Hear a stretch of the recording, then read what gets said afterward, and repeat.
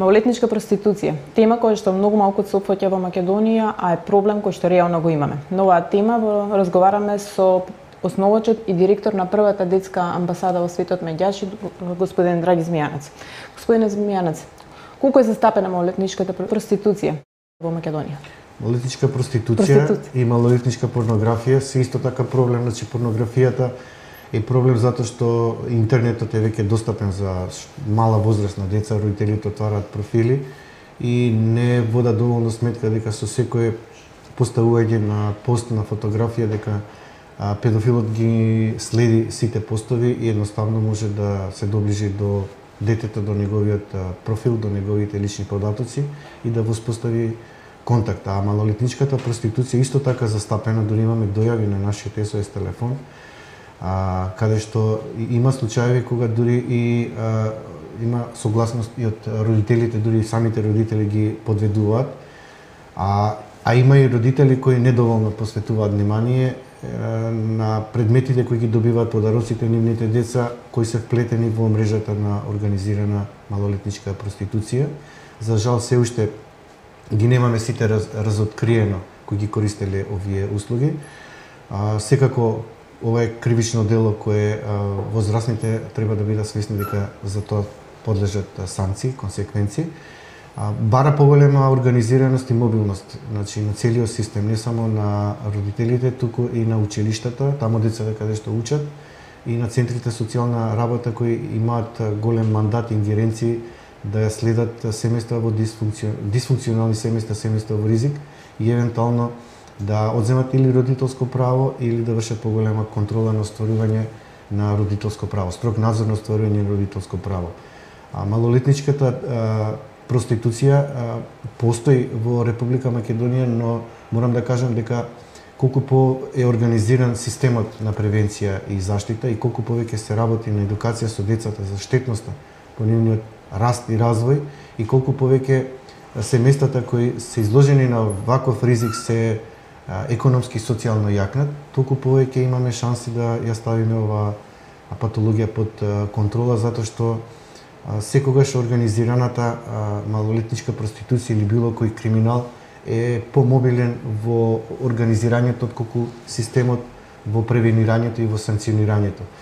Колку и да се казните високи, никогаш не можат толку да го решат проблемот колку што може да го реши проблемот со подигање на јавната свест за проблемот, поголемата мобилност на родителите и институциите и превенција. Превенцијата треба да почне најмали нозе во едукација, би рекол со децата во градинка, во основните и средни училишта, за правата на приватност, правата децата да не ги даваат своите лични податоци на социјалните мрежи, што постираат, како постираат и да не остваруваат контакти со непознато лице без знаење на родителот и ако добијат било каква непријатна содржина на својот профил, веднаш да го алармираат родителот. Родителите се клучни во родителската контрола.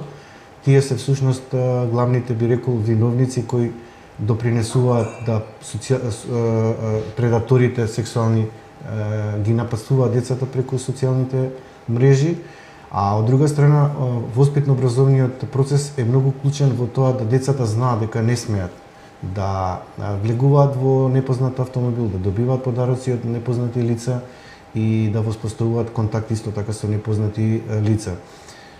Кој најчесто ги поттикнува малолетните лица на проституција? Имаме различни групации. Сексуална злоупотреба и малолетничка проституција е еден проблем, педофилијата е друг проблем. Значи, корисници се возрастни луѓе, кои можат да платат за овие услуги и кои за жал не секогаш излегуваат пред лицето на правдата и се санкционираат. Тоа се личности од сите сфери,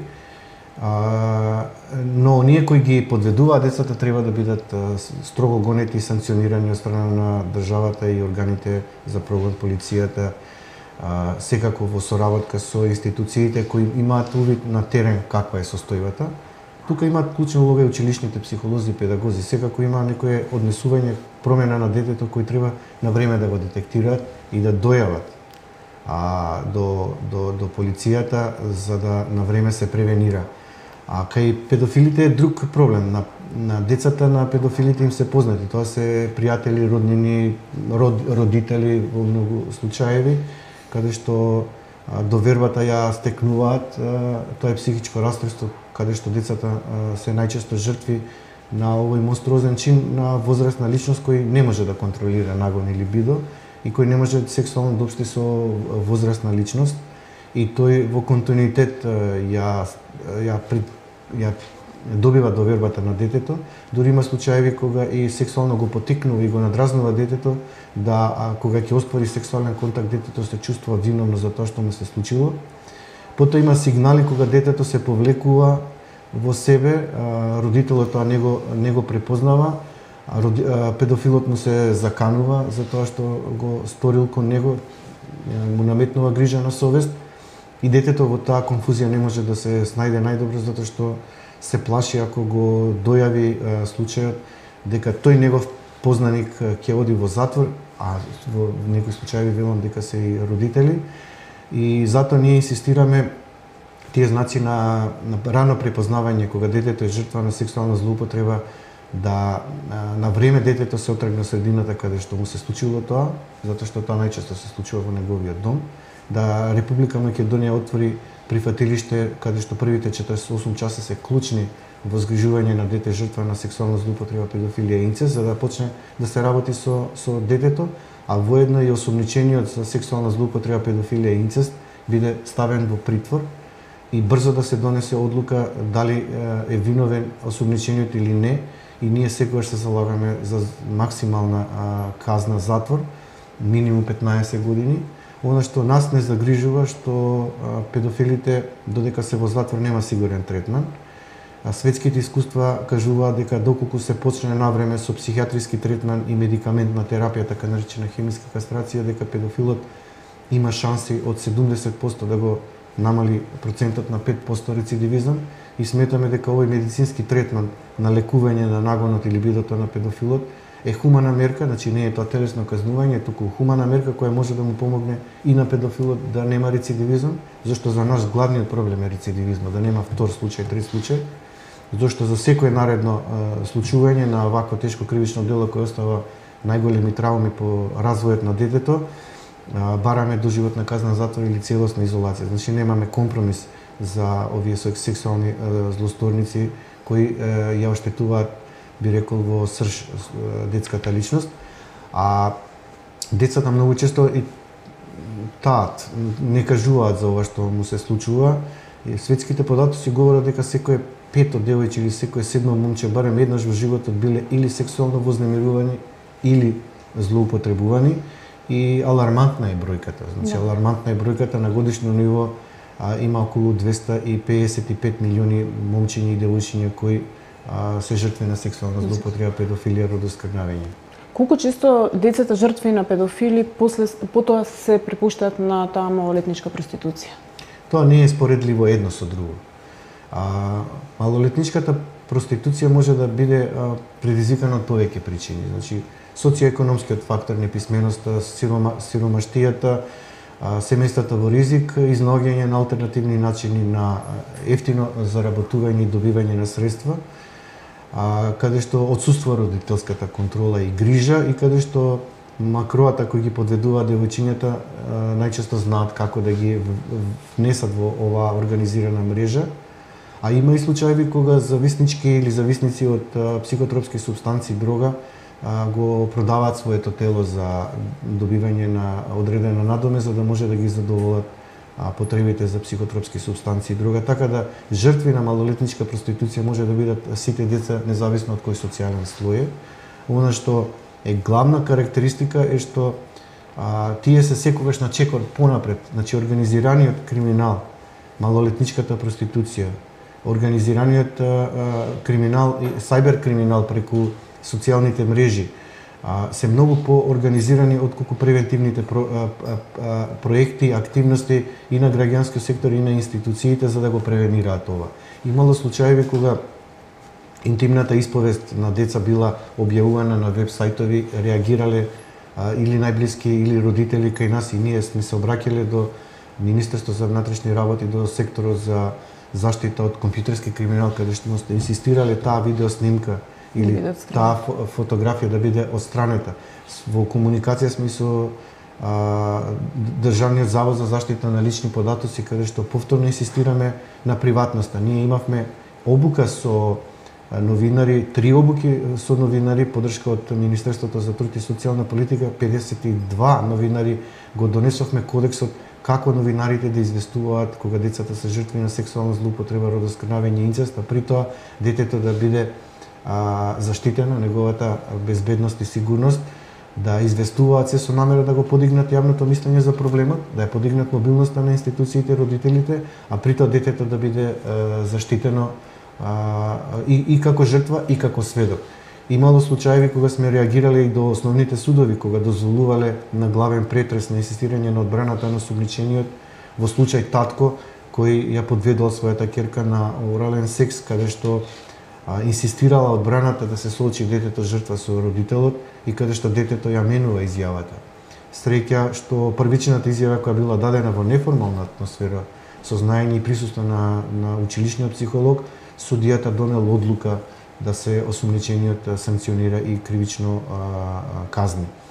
Она што исто така сакам да нагласам дека ова тешко кривично дело кој остава трауми на детето мора да биде воден процесот на интервју во една многу неформална и релаксирана атмосфера. Ние од многу одамна инсистиравме во Законот за малолетничка правда е предвидено 1 до 2 интервјуа.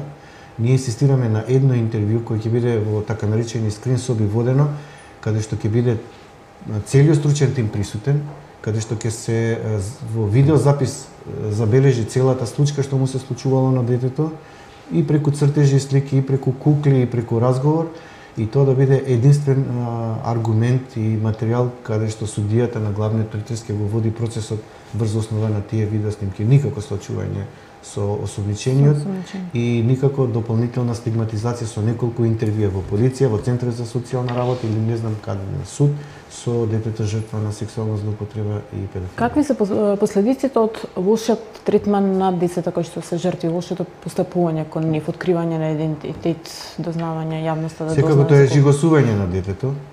Значи имало случаеви кога се откриле неколку случаеви, имаше еден случај на организирана малолетничка мрежа на проституција во Источна Македонија, кога девојчето како се откри идентитетот си го зема животот. Значи многу треба да се внимава и на процесот на рехабилитација, ресоциализација на детето со жртва на сексуална злоупотреба или организирана малолетничка проституција, да не кажам за сексуална злоупотреба или педофилија, а исто така мрежите на организирана ваков криминал на малолетничка проституција мора да бидат под строг надзор, би рекол будност на државните институции. Граѓанските организации имаат исто така голема улога и да не кажам медиумите околу опасноста. Јас навистина го ценам ова што отварате ваква тема, затоа што не само во Битола и во Штеп има и во други градови каде што девојчињата на најмала возраст, веќе од 12-13 години, се подлегнуваат на организирана малолетничка проституција. Значи имаме личности по 12 години кои што веќе се пуштени во таква малолетничка проституција. Да, затоа инсистираме, значи да нема деца без извод од матична книга на родените.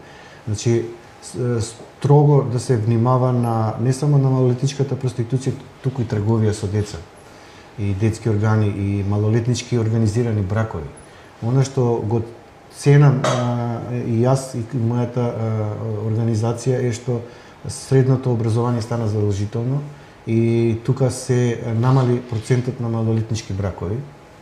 Но оно што треба државата сериозно да земе предвид, ако кампањата на УНИЦЕФ е првите 5 се најважни во свет заради правилниот раст и развој на децата, а офатеноста на децата во градинките е од 20 максимум до 24%, и тоа претежно родители што имаат влијание и моќ да ги платат тие символични 1490 денари и да сватат дека граѓаните, дека градинката не е само згрижување, спиење, јадење, туку воспитување и образование, и дека е многу клучно децата да бидат вклучени во овие организирани форми, заради тука што може да се отргна децата од улица и од организирани криминални активности, не само питачење и злоупотреба на децата и нивниот труд, туку во описменување, бидејќи колку што се вклучени повеќе децата во процесот на описменување, толку потешко се манипулира со нив.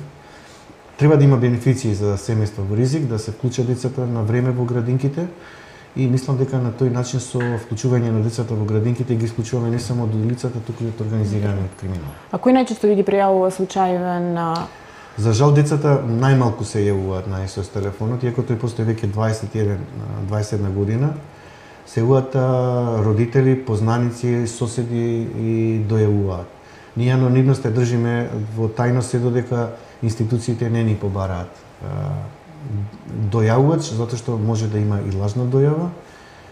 Нашата СОС служба работи спрема стандардите на Child Help International на доверливост и многу често даваме представки до Народниот правобранител, јавниот обвинител, до Трудовиот инспекторат, до Просветниот инспекторат и до Министерството и на тој начин вршиме дополнителна мобилизација и притисок одредени случаи да се решаваат на време.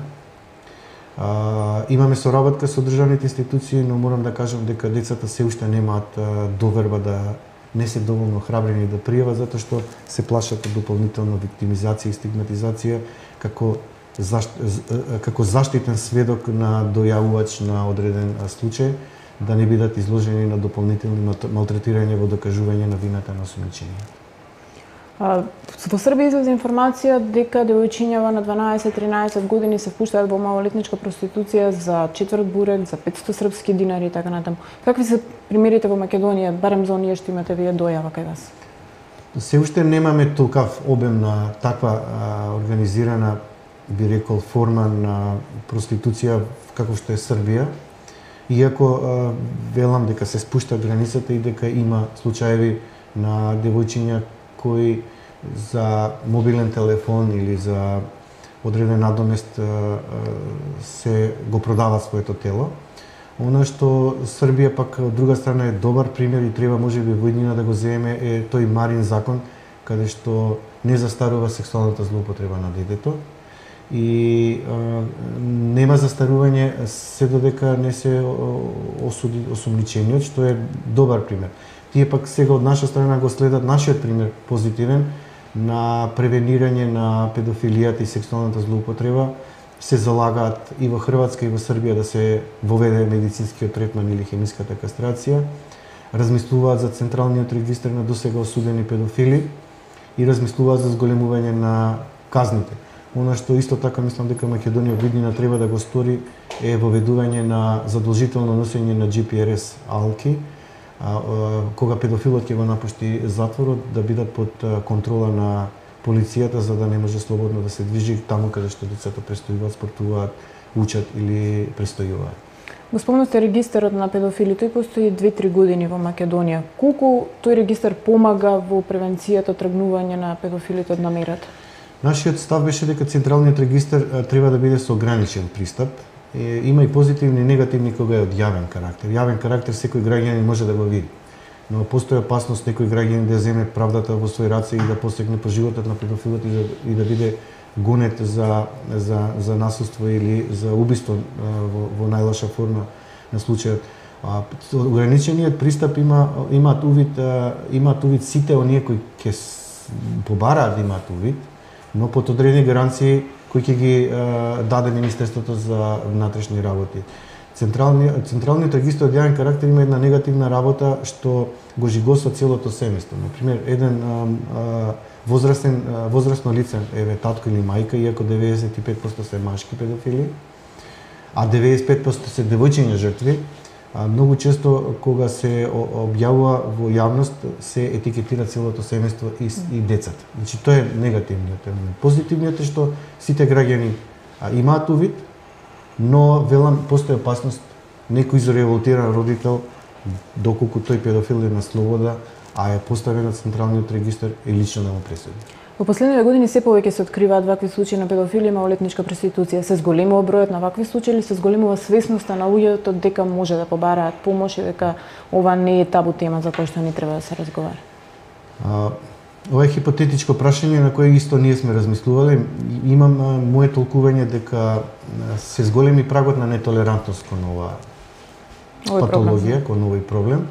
дека граѓанскиот сектор, односно првата детска амбасада во Светот Мегеш, која интензивно работи на подигање на јавната свест околу проблемот, ја отвори во јавноста проблематиката со која се соочуваат децата во домот, бидејќи порано ова беше табу, тајна, семејна тајна, и многу често поради срамот, за да не се компрометира целото семејство, децата беа дополнително жртви на своите најблиски и мораа да молчат.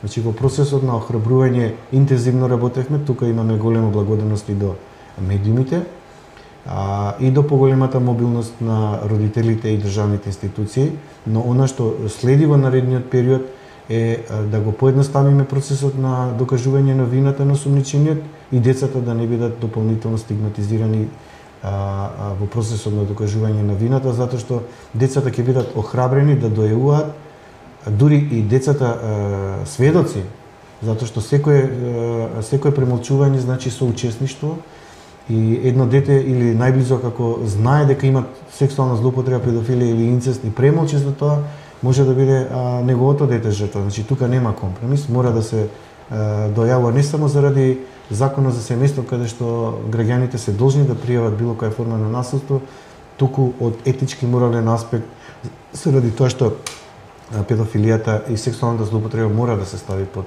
контрола. Ако најмалата жртва на малолетничка проституција е 12 години, според некои наши сознанија, кога е возраста на најмалата жртва на педофилија? Имало педофилија жртва, јас морам да ве потсетам, значи таткото во Велес кој ги силуваше своите 3 ќерки, децата има 1 година, 3 години и 5 години. Таткото поранешниот воен ветеран кој ги заедно со неговиот другар кој ги силуваше со право на видување своите 2 ќерки има 6 и 8 години.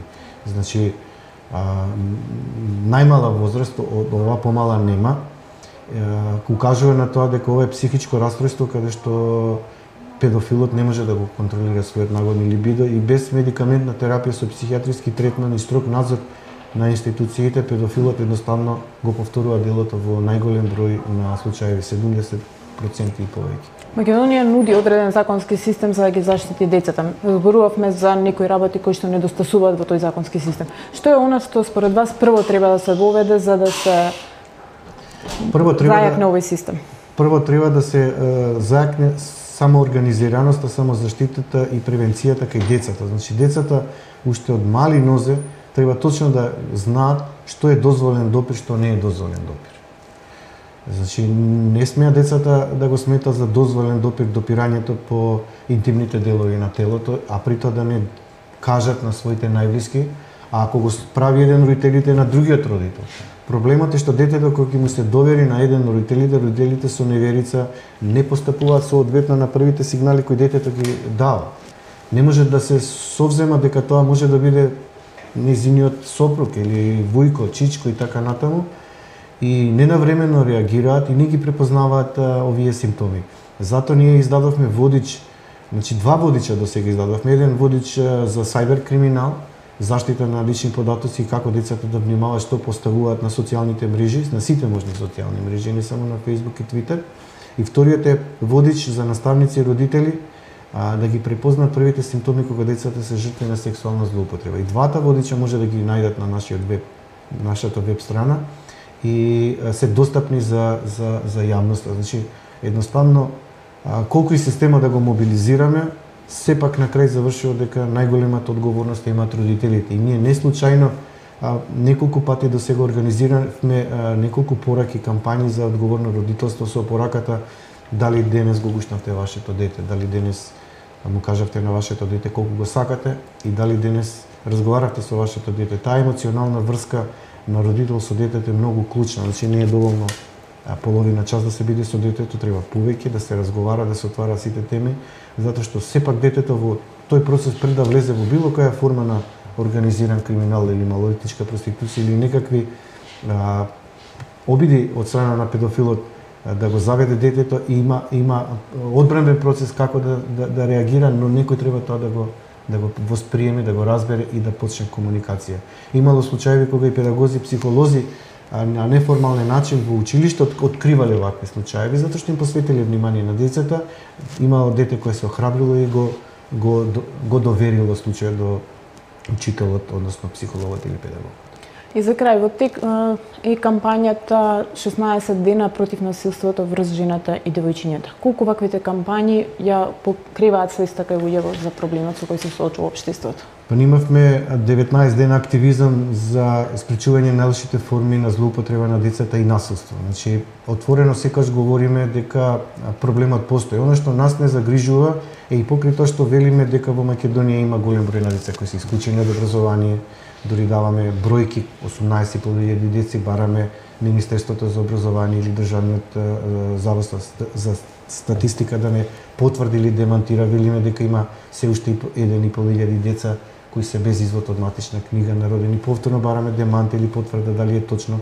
Велиме дека има 2000 деца кои се секојдневно на крстосниците, исто бараме демант или потврда. Значи, во Македонија генерално отсуства дата база на податоци за проблемот, а кампањите се добра основа да се потсетат и родителите, и медиумите, и институциите за проблемот, но во едно неодамнешно интервју кажав дека ако ние работиме 365 дена со нашите директни служби за помош и даваме еден мал придонес кон дефинирање и детектирање на проблемот и сме вклучени во решавање на проблемот и градиме партнерство со државните институции, бидејќи ингеренциите и моќта е кај државните институции, мораат и државните институции и родителите да бидат мобилни 365 дена, затоа што ви велам, оние кои се во организиран криминал се многу помобилни, многу поспретни во манипулација заведување отколку организираниот систем на превенција и заштита. Значи, ние мора да бидеме на чекор понапред, за да можеме да ги ставиме овие